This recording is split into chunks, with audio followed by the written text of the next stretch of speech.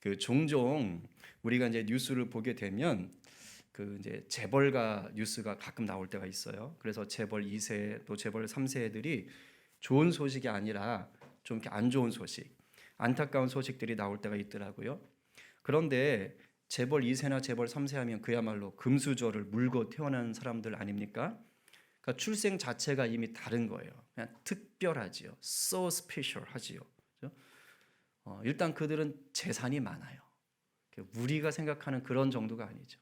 어마무시한 재산들을 가지고 있고, 그리고 뭐 이렇게 회사도 그냥 물려받는 게 거의 정석이죠. 뭐 이렇게 기업이 크면 클수록 그냥 이렇게 회사 하나 그냥 이렇게 관리하고 뭐 이런 거 아닙니까? 교육을 받을 때로 자랄 때도 환경이 다르죠. 그러니까 우리 같은 보통 사람들하고는 뭐 생각할 수 없을 정도의 그런 비교 자체가 안 되는 좋은 환경에서 자라기도 합니다. 그러니까 정말 특별한 조건, 특별한 기회를 얻은 특별한 사람들입니다. 그런데요, 그런 사람들 중에 몇몇은 이렇게 특별한 조건과 기회를 좀 잘 활용해서 정말 사회에 유익이 될 만한 사람으로 인재로 좀 커줘야 되는데 그렇게 살지 못하는 사람들도 있더라는 거예요. 뉴스를 보니까 마약에 찌들고 노름에 찌들고 음란함에 빠지고 그러니까 이런 것들을 하면서 자기 신세도 망치고 심지어 집안도 아주 심각한 위기에 빠뜨리는 경우를 가끔씩 보게 돼요. 그렇죠? 특별함을 특별함으로 누리지 못하는 예지요. 네, 이런 예만 있는 게 아닙니다. 이런 사람들만 있는 게 아니에요. 자기에게 주어진 그 특별함을 제대로 살리지 못하고 아쉬움을 남기는 인생을 사는 사람들이 참 많아요. 어느 기사에서 읽었어요. 사기범들 있잖아요. 사기 전과자들. 사기범들이 갇혀 있는 그 감옥을 조사했답니다. 뭘 조사했냐면 IQ 그리고 학벌. 그러니까 사기로 들어간 사람들 모여 있는 곳에 있는 사람들 IQ하고 학벌을 조사했는데 어마어마하다고 합니다. 어마어마하다. 그야말로 좋은 두뇌를 가진 사람들이 수두룩 빽빽하다는 거예요. 머리가 좋아야 이거 해먹나 봐요. 그죠? 그런 사람들이 수두룩하대요. 그런데 그 좋은 머리로 어떤 인생을 지금 산 겁니까? 사람들을 속이고 등쳐먹는 인생을 산 겁니다. 특별한 두뇌를 주셨는데 그걸로 아주 그냥 제대로 못 쓴 거죠. 근데 안타깝게 우리 믿는 자들의 삶 속에도 이런 모습들이 종종 드러나더라 이거예요. 오늘 본문 우리가 보고자 하는 인물 삼손이 대표적인 사람이에요. 우리 중에 삼손 모르는 사람 아마 없을 거예요. 이거 예수 믿지 않는 사람들도 삼손은 거의 다 압니다. 여러분 삼손 하면 뭐가 떠오르세요? 한 두 가지만 얘기해 보세요. 삼손 뭐 떠오르세요? 머리 무슨 머리? 대머리 이러면 심각해집니다. 무슨 머리? 긴 머리 그죠? 긴 머리. 또 하나 쉼. 제 설교 원고를 읽으신 것 같아요. 그죠? 제가 딱 두 가지 써놨거든요. 긴 머리하고 쉼. 뭐 딴 거 별 생각 안 나실 거예요. 근데 삼손하면 정말 두 가지 생각납니다. 뭐니 해도 치렁치렁 긴 머리, 그죠? 긴 머리하고 엄청난 쉼 아닙니까? 삼손은 사사지요. 사사기에는 12명의 사사가 나옵니다. 그 중에서 마지막 사사예요. 그리고 이 12명의 사사 중에서 가장 특별한 사사이기도 합니다. 정말 가장 특별해요. 그러나 또한 이 12명의 사사 중에서 가장 아쉬움이 많이 남는 사사이기도 합니다. 오늘 우리는 이 삼손의 인생을 좀 보면서 특별함을 특별함으로 누리기 위해서는 어떻게 해야 될지를 좀 생각하려고 그래요. 도전해 보려고 그래요. 말씀을 사모하는 자가 오늘 주님의 마음을 알고 깨닫고 또 거룩한 변화를 맛보게 되는 줄로 믿습니다. 우리 모두가요 달고 오묘한 말씀 속에 푹 잠기게 되기를 축복합니다. 잠에 잠기지 말고 말씀에 잠기길 바랍니다. 자, 그러면 삼손이 어떤 면에서 정말로 so special, 특별했을까요? 이스라엘이 악을 또 저지르죠. 그래서 하나님이 이제 이스라엘을 이번에는 블레셋 족속에게 맡깁니다. 이스라엘 지도 대충 아시죠? 지도가 있으면 왼쪽 지중해 쪽에 있는 그쪽 족속들입니다. 그래서 블레셋이 무려 40년 동안을 이스라엘을 이제 지배하는 것이죠. 자, 그때 하나님께서 이 이스라엘을 구원할 사사를 한 명 또 선택을 하셨습니다. 그 사사가 누군 거예요? 손이 세 개 삼손, 그죠? 손이 세 개 삼손. 자, 그런데 삼손을 선택했는데 지금까지 세웠던 앞에 세웠던 11명의 사사하고는 완전 차원이 달라요. 왜냐? 삼손은 태어나기 전에 이미 사사로 선택됐어요. 태어나기 전에. 우리 13장 5절 말씀 쉬운 성경으로 읽어봅니다. 자, 시작. 너는 임신하여 아들을 낳게 될 것이다. 아들을 낳으면 그의 머리를 깎지 마라. 그는 태어난 섬에부터 하나님께 바쳐진 나실인이 될 것이다. 그는 블레셋 사람의 손에서 이스라엘을 구원하는 일을 시작할 것이다. 네, 블레셋 손에서 이스라엘을 구원하는 일을 시작한다는 것이 바로 뭡니까? 사사로 선택받았다라는 거예요. 그런데 나머지 앞에 놨던 11명의 사사는 태어나기 전에 받은 게 아니에요. 그냥 성인이 돼서 살아가던 어느 날 사사로 부름받은 거예요. 근데 삼손은 태어나기도 전부터 아예 초이스, 선택됐어요. 그야말로 특별한 거죠. 그래서 그렇게 특별하기 때문에 하나님이 특별한 삶을 요구하셨어요. 그게 바로 나실인입니다. 뭐라고요? 나실인. 나실인으로 사는 겁니다. 그러니까 태어나기 전에 사사로 선택받은 것도 특별한데 또 하나는요. 태어나기 전에 나실인으로 선택받은 것도 이것도 특별한 거예요. 왜냐하면 모세가 이스라엘 백성들에게 나실인 제도를 처음 알려줄 때는요. 태어나면서 나실인이 되라고 한 게 아닙니다. 원래는 나실인 제도는 뭐냐? 그냥 살아가다가 내가 하나님한테 헌신하고 싶어요. 내가 하나님 앞에 좀 더 가까이 가고 싶어요. 그럼 내가 자원하는 거예요. 서원한다 그러죠. 내가 약속하는 거예요. 하나님, 내가 일정 기간 동안 뭐 1년이면 1년, 뭐 3년이면 3년 동안 나 하나님께 헌신할 거예요. 나 나실인으로 살 거예요. 이렇게 서원을 하는 겁니다. 이 제도가 나실인 제도예요. 그러니까 태어나면서 나실인이 되는 건 처음에 모세가 얘기했던 나실인 제도에는 없었어요. 이게 모세가 시내산에서 백성들에게 알려준 거거든요. 그래서 이 나실인이라는 히브리어 말에는 뭐가 있냐? 분리해내다. 그리고 거룩하게 바치다. 나를 헌신한다. 이 말뜻이 있는 게 나실인이에요. 그리고 나를 하나님께 바치기로 했으니까 이 나실인이 되면 뭘 하느냐? 여러분 군대 갈 때 사복 입고 군대 갈 수 있어요? 없어요? 없지요. 똑같아요. 군대 가면 일단 머리도 좀 짧게 해야 되지요. 규정들이 다 있는 겁니다. 군대 가서 아무 자기 입고 싶은 뭐 이렇게 아디다스 체육복 이런 거 못 입지요. 입나? 요즘 입어요? 갔다 오신 분이 없나? 네. 못 입어요, 못 입어. 군대에서 주는 거 입어야 돼요. 다 규정이 있잖아요. 그러니까 나실인도 똑같아요. 내가 나실인이 되기로 했으면 그럼 그래? 그럼 하나님이 정해준 규정이 있습니다. 그래서 이 규정을 잘 지켜야 돼요. 되게 중요한 거예요. 이게 민수기 처음 나실인 제도를 얘기하는 곳에 나오고 있어요. 조금 긴데 그래도 한번 읽어봅시다.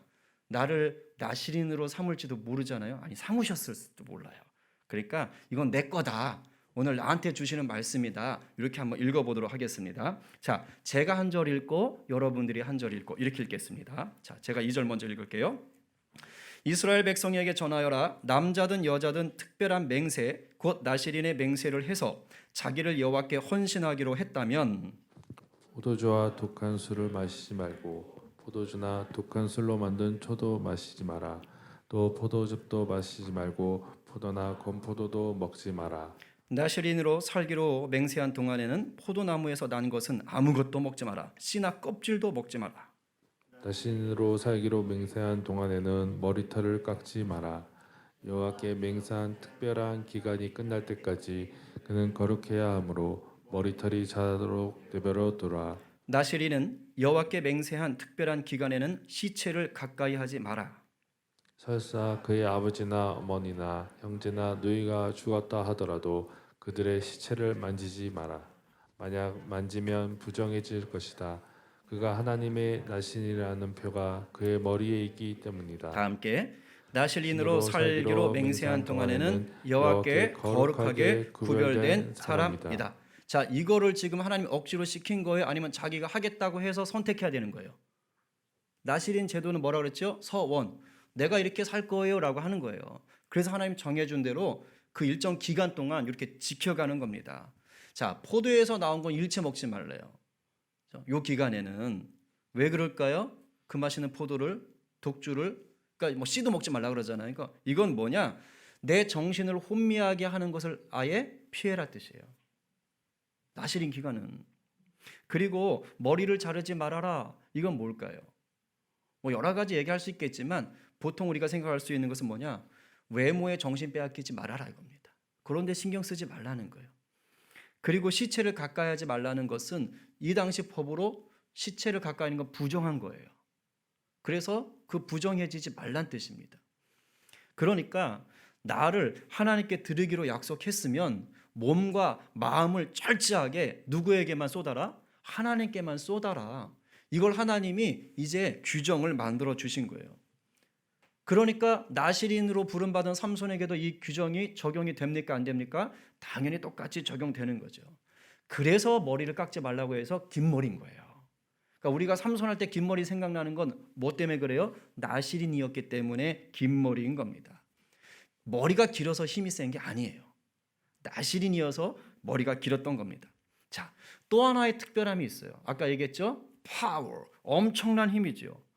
삼손은요 군대가 필요 없어요. 그냥 삼손 한 사람이 군대야. 군사들 필요 없어요.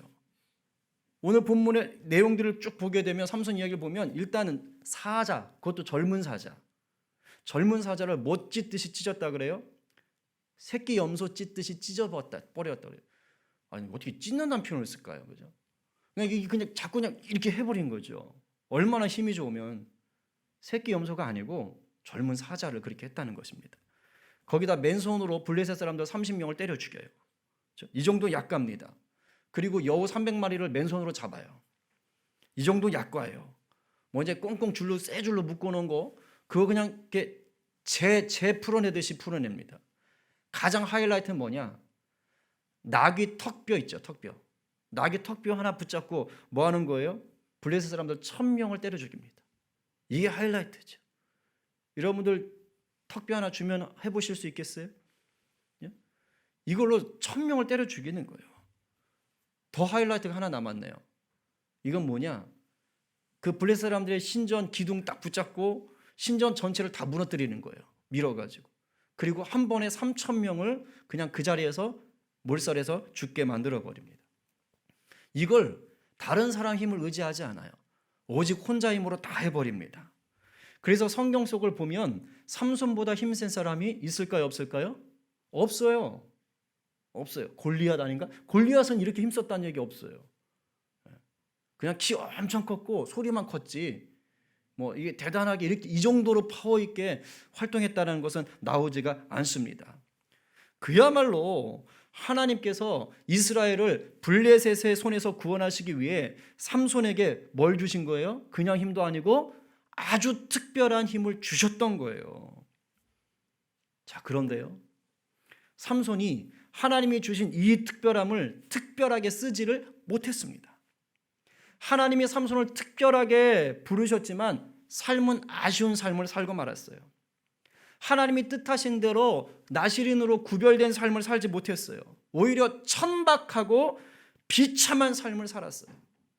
원래 이스라엘 백성은 이방인들하고 결혼하면 됩니까? 안 됩니까? 하지 말라고 하셨죠. 그런데 삼손은 그렇게 이방인 여자들을 좋아하는 거야. 한 명도 아니야 그냥. 이 여자 저 여자 계속해서 쫓아다닙니다. 그리고 막 결혼까지 하고 그래요. 또 나시린의 규정을 지켜야 되는데 아까 제가 말했잖아요. 우리 읽었잖아요. 그 규정을 하나도 안 지켜요. 하나도 안 지켜. 블레셋 여인들하고 사랑을 나누고 결혼하고 잔치를 할 때 술 먹었겠어요? 안 먹었겠어요? 먹었죠. 진탕 먹였죠. 그죠?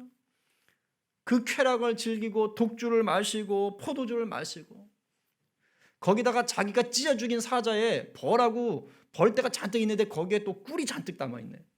그래서 오메 꿀이다 그래가지고 그걸 또 떠가지고 지도 먹고 부모님도 드리고 시체를 만졌잖아. 죽은 죽음을 만졌잖아요. 그러니까 부정하게 된 겁니다. 멀리 해야 되는데 거기다 손 댄 거예요. 그러니까 지키라는 건 다 어겼어요. 그냥 하지 말라는 건 다 했어. 그렇게 살았던 거예요. 거기다가 지금 하나님이 삼손을 뭘로 부르신 거예요? 사사로 불렀잖아요. 근데 삼손에게는 이 사사라는 정체성이 아예 없어요. 자기가 사사가 되어서 사사의 정체성을 가지고 블레셋하고 싸워야 되는데 블레셋하고 싸우긴 싸워요. 근데 사사로 싸운 게 아니에요. 뭘 싸웠냐? 개인 감정 가지고 싸워요. 이씨, 네가 나한테 이씨, 그리고 싸우는 거예요. 내가 이 민족을 구원하리라, 하나님 나를 부르셨다, 이런 생각 하나도 없습니다. 그러니까 어떤 일이 벌어지느냐? 삼손이 하도 블레셋 사람들을 못 살게 구니까 블레셋 사람들이 이스라엘에 쳐들어옵니다. 유다 땅으로 쳐들어와요. 그래가지고서는 이제 큰일 나게 생긴 거예요. 그때 유다 사람들 3,000명이 모여와요. 모여서 저 블레셋과 싸워야겠다, 이게 아니에요. 이게 아니고 3,000명이 와서 삼손을 잡아요. 삼손, 야, 이 자식아, 너 때문에 우리가 다 죽게 생겼다. 안 그래도 힘들게 됐는데 너 때문에 더 죽게 생겼다. 그리고 자기들의 구원자인 사사를 이스라엘 백성이 3,000명이 와서 붙잡아가지고 블레셋에게 갖다 바칩니다. 이게 지금 제정신이에요? 미친 거예요. 아니, 힘을 합쳐서 같이 싸워도 부족할 판에 하나님이 세우신 그 사사를 지금 갖다가 적에게 넘겨주고 있어요. 왜 이런 일이 벌어진 겁니까? 삼손이 사사로서의 역할을 전혀 못했어요. 사사답게 생활을 안 한 거예요. 심지어 삼손이 죽기 전에 마지막에 블레셋 사람 3,000명을 한 번에 죽이거든요. 근데 이때도 하나님께 은혜를 구해요. 왜냐하면 그때는 힘이 없었다가 하나님이 다시 힘을 주시는 거거든요. 그러니까 하나님께 은혜를 구하고 그리고 나서 블레셋 3,000명을 죽이는데, 제가 성경 요번에 발견했잖아요. 이때 기도할 때 하나님 죄송합니다. 저를 사사로 세우셨는데 제가 사사 노릇을 제대로 못했습니다. 마지막 한 번만이라도 사사답게 살다가 죽게 해주십시오. 저는 이제 사사로 살겠습니다. 저를 도우셔서 힘을 주십시오. 이렇게 기도 안 했어요. 끝까지 사사의 정체성 없어요. 그냥 개인 감정이요. 읽어볼까요? 자, 16장 28절 쉬운 성경입니다. 자, 다 함께 시작. 그때 삼손이 여호와께 기도했습니다. 주 하나님, 저를 기억해 주십시오. 하나님, 저에게 한 번만 더 힘을 주십시오. 내 두 눈을 뽑아버린 이 블레셋 사람들에게 원수를 갚게 해 주십시오. 저 정말 사사기 수백 번 읽었는데, 그 영화 같은 거 볼 때는 다 이렇게 삼손이 막 이제 사사로서 한 것처럼 보였는데, 성경을 보니까 그게 아니에요. 그냥 처음부터 끝까지 개인 감정이에요. 저것들이 제 두 눈 뽑았습니다. 열받아 죽겠습니다. 이 왼수 갚게 해주십시오. 그러니까 하나님이 분명히 사사로 태어나면서부터 아주 특별하게 12명 중에 아주 유일하게 불러주셨건만 단 한 번도 사사의 정체성을 가지고 활동한 적이 없습니다. 여러분 눈에 이런 삼손이 어떻게 보이십니까? 훌륭한 사사로 보이시나요? 12명의 사사 중에서 가장 특별한 부르심을 입었지만 가장 비참하고 안타까운 사사가 되었어요. 어쩌다 이렇게 되었을까요? 다른 거 없어요. 나실인이고 사사였지만 하나님의 음성을 듣기보다는 누구 음성을 들었을까요? 자기 자아의 음성을 주로 들었어요. 눈에 보기 좋은 대로 자기 마음 하고 싶은 대로 살았어요. 평생 거룩하게 살도록 부름받았지만 평생 육신의 정욕만을 쫓았습니다.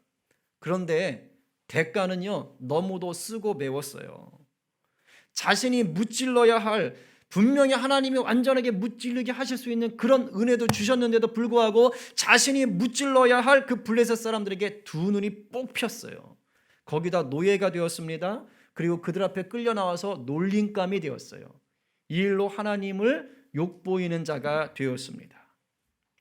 사사는 하나님께 영광을 돌리는 자여야 되는데 하나님을 욕보이는 자가 되었어요.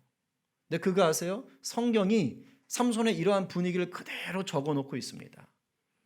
보통 대사사들 6명, 입다도 이 뒷부분에 오니까 하나님께서 평온했단 말을 쓰진 않는데 나머지 4명의 사사들을 보면 사사가 활동을 하잖아요. 사사 역할을 마치잖아요. 그러면 그 땅은 평온했다라고 적고 있습니다.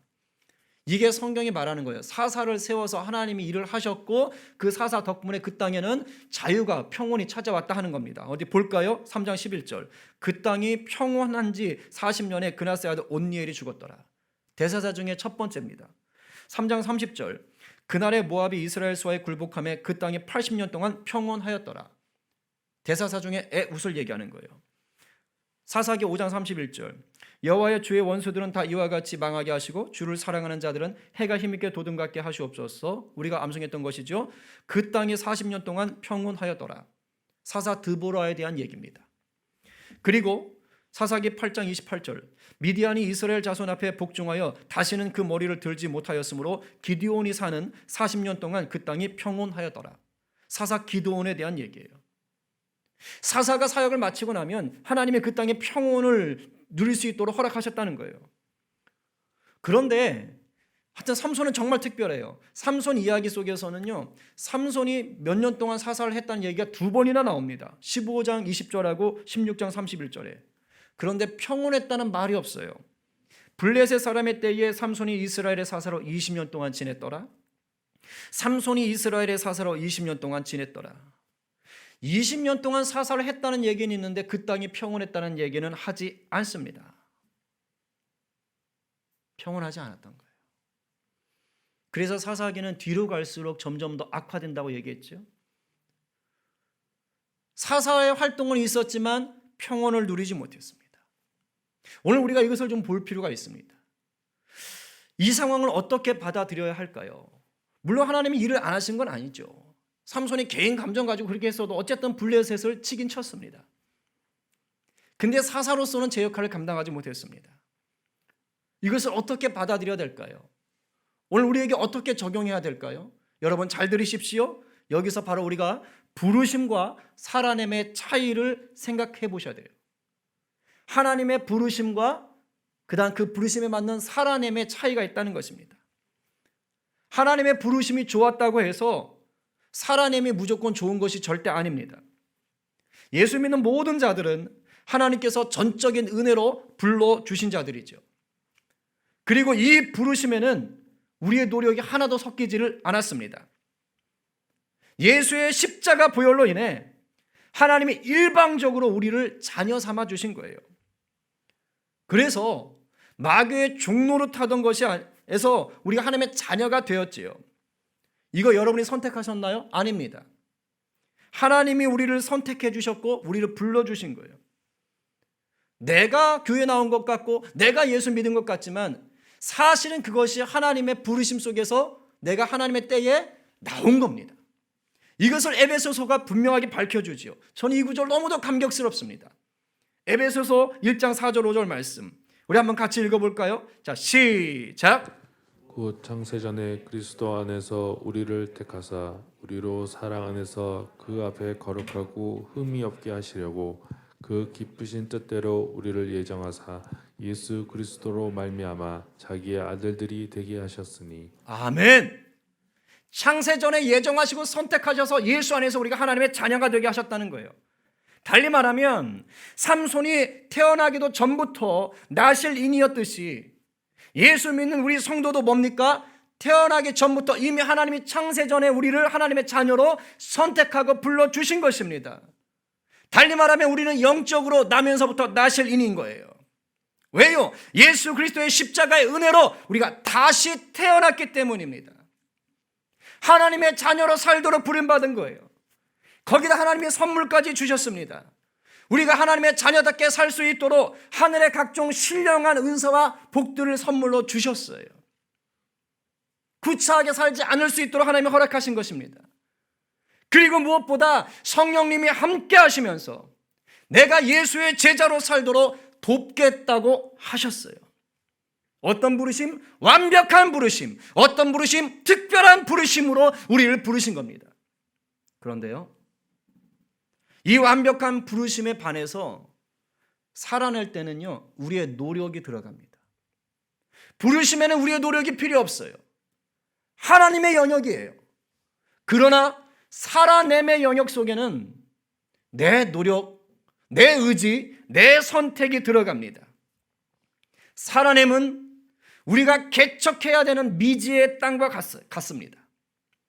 내가 어떻게 사느냐에 따라서 이 미지의 땅은 옥토가 되기도 하고 황무지가 될 수도 있어요.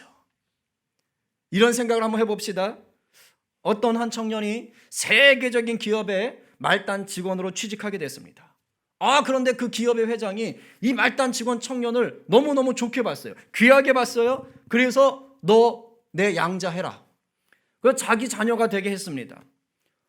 이제 쫄지 아들이 된 거예요. 기업 대회장에. 그래서 아들이 된 그 직원이 너무너무 좋아하는데 회장이 딱 부르더니 이제 내가 네 아비가 됐으니 내가 너에게 선물을 주겠다 하면서 자, 저쪽에 100만 평의 땅이 있다. 그리고 내가 돈을 좀 줄 테니 그 땅에다가 회사 하나 만들어 가지고 한번 멋지게 운영해 봐라. 마음껏 할 수 있다. 네 자유대로 해 봐라. 회사 한번 잘 키워 봐라. 뭐 하다가 좀 어렵고 막말로 좀 잘 안 돼서 부도라도 맞으면 내가 또 뒷돈 다 대줄게. 한번 마음대로 해 봐라. 자, 이러면 얼마나 기분 좋겠어요. 얼마나 흥분되겠어요. 막 청년이 날아갈 듯 깊은 거예요. 지금 자기 앞에 평생 가져보지 못했던 엄청난 땅과 엄청난 돈이 있는 거예요. 이제 이걸로 자기가 해보고 싶은 거를 다 할 수 있도록 자유가 허락되었습니다. 무엇을 하든 어떻게 하든 자유라고 그랬어요. 거기다가 실패하면 또 도와주겠다고 양아버지가 얘기까지 했습니다. 약속까지 했어요. 자, 그러면 이제 양자가 된 이 청년은 어떤 삶을 살아야 하는 것이죠? 뭐 실패해도 도와준다고 양아버지가 얘기했으니까 땅과 그 많은 돈을 함부로 낭비하고 내 쾌락을 위해서 써도 될까요? 당연히 안 되는 거죠. 양아버지가 나를 양자 삼아서 엄청난 땅과 돈을 줄 때 원했던 것은 무엇이겠습니까? 자녀답게 사는 거예요. 그 땅과 돈을 가지고 열심히 일해서 나름대로 회사 하나 멋지게 한번 이뤄보는 것입니다. 그거 원했겠지요. 그 돈 가지고 자기 멋대로 함부로 쓰라고 한 거 아니지 않습니까? 이것과 똑같습니다. 하나님은 예수 그리스도의 보혈로 우리를 양자 삼아 주셨어요. 거기다가 예수 이름의 권세도 주셨어요. 성령님이 때를 따라 돕겠다고 하셨어요. 이 어두운 시대를 건질 나실인으로 영적인 사사로 우리를 불러주셨다 이 말입니다. 그러면 어떻게 살아야 되는 것입니까? 부르심에 맞게 살아야 되지요. 영적인 나실인으로, 영적인 사사로 살아야겠지요. 사도 바울은 이렇게 말합니다. 에베소서 5장 18절 말씀 우리가 너무 잘 알지요. 쉬운 성경입니다. 자, 시작. 술 취하지 마십시오. 여러분의 영적인 삶을 갉아먹을 것입니다. 성령으로 충만해지도록 힘쓰십시오. 단순히 술만 얘기하는 게 아니에요. 성령으로 충만해지는 것을 막고 있는 모든 유혹이 되는 것들에 대해서 절제하고 삼가라는 뜻이에요. 그게 우리를 부르신 하나님의 부르심에 맞는 살아냄이라는 것입니다. 고린도전서 6장 17절부터 20절은 또한 이렇게 말하고 있습니다. 같이 한번 읽어보겠습니다. 자, 시작. 하지만 주님과 연합하는 사람은 주님과 영적으로 하나가 됩니다. 음행을 멀리하십시오. 사람이 짓는 모든 죄들은 몸 밖에서 일어나는 것이지만 음행하는 사람은 자신의 몸에 죄를 짓는 것입니다. 여러분의 몸은 하나님께 받은 것이며 여러분 안에 거하시는 성령의 성전이라는 사실을 알지 못하십니까? 여러분은 여러분 자신의 것이 아닙니다. 여러분은 하나님께서 값을 치르고 산 몸입니다. 그러므로 여러분의 몸으로 하나님께 영광을 돌리십시오. 오늘날 얼마나 음란한 세대입니까? 하나님께서 그렇게 살지 말라는 거예요. 그것은 옳지 않다는 것이에요. 하나님의 부르심에 어울리는 살아냄이 아니라는 것입니다. 이 말을 오해하시면 안 됩니다. 이것은 우리 성도들에게 너는 이제 한치의 실수도 하면 안 된다. 너는 이제 단 한 번의 죄도 지어서는 안 된다. 이런 뜻 아니에요. 그렇게 살 수 있는 사람 한 사람도 없습니다.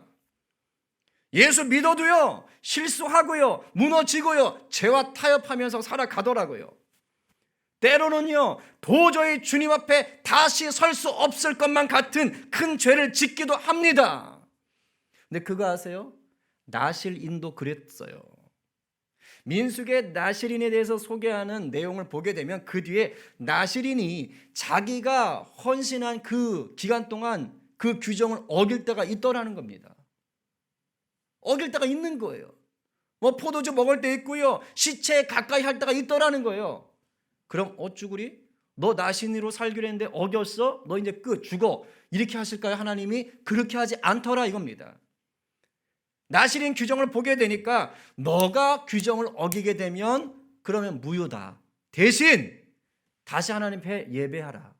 속죄의 예배를 하라. 그리고 너가 다시 또 헌신하고 하면 돼. 무슨 말이지요? 기회를 주시는 거예요. 하나님은 계속해서 기회를 주시는 거예요. 여러분, 완벽한 사람이 되라는 것이 아니라 너가 마음이 누구와 하나 되어 있느냐, 네 마음을 무엇으로 채워가며 살아내고 있느냐, 이걸 묻는 거예요. 주님과 하나 되어 있고 성령으로 마음을 채우는 게 중요하다는 것입니다. 끊임없이 주님을 바라보고 갈망하고 예수 닮아가기를 힘쓰란 말이에요. 그러면 영적인 나실인, 영적인 사사로서의 삶을 살아낼 수가 있는 겁니다. 넘어지지요. 그러나 다시 일으켜 세워주시는 성령님을 만날 수가 있는 것이에요. 그렇습니다. 주님을 갈망하고 성령님을 구하는 사람은요, 어떤 삶을 사느냐? 죄를 즐기는 삶을 살 수가 없습니다. 이게 안 돼요. 어쩌다 죄와 타협할 수 있고 무너질 수 있는데 즐거워하진 않아요. 자기가 어쩔 수 없이 무너지는 상황들인 거지, 내가 이걸 막 쫓아가면서 즐거워하고 탐닉하고 이렇게 살 수가 없습니다. 세상의 쾌락과 음란과 거짓을 즐거워하면서 탐닉할 수가 없어요. 왜일까요? 내 안에 계신 성령님이 신음한다는 게 느껴져요. 힘들어요. 힘든 거예요. 이런 사람에게 소망이 있는 거예요. 이런 사람이 세상을 바꿔갈 수가 있는 거예요. 하나님이 그러한 자를 원하시는 거예요.